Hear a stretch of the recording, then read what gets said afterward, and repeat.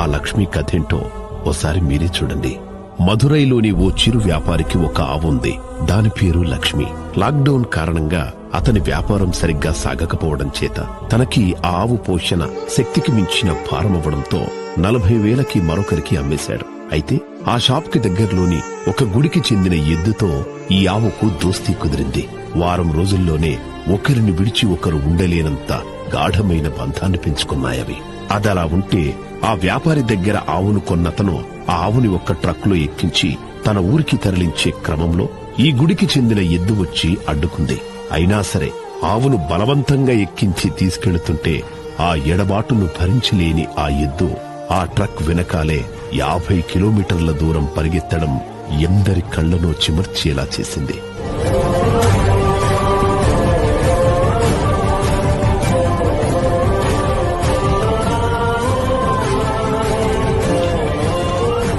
ప్రేమలో ప్రాణం పోయినా పర్లేదు కాని ప్రేమించిన మనిషిని పోగొట్టుకుంటే ప్రాణం పోయిన దానికంటే ఎక్కువ నొప్పి కలుగుతుందన్నది ఆ ఆవు పరుగు పరుగులో మనకు కనబడుతుంది.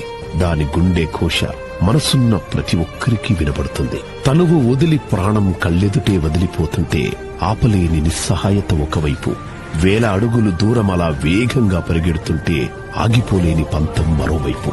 ఎన్నో ఉత్కంఠ క్షణాల మూగరోదనకు తెరపడింది. ఏదైతేనే చివరకు ఆ ఆటో ఆగింది. వెంటనే ఆ ఎద్దు చెమ్మగిల్లిన కళ్లతో ఇదిగో ఇలా ఈ ఆటో చుట్టూ తిరగటం, బయట నుండే ఆవును ముద్దాడటం చూసి అయ్యో అనుకోని మనిషి లేడు అంటే అతిశయోక్తి కాదేమో.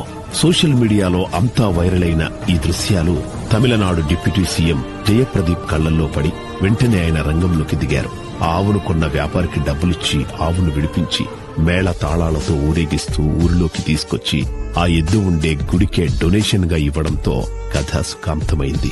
నిజమైన ప్రేమ ప్రేమికులను పరిస్థితుల రీత్యా విడివిడిగా ఉంచొచ్చేమో కాని ఎన్నటికీ విడగొట్టదు.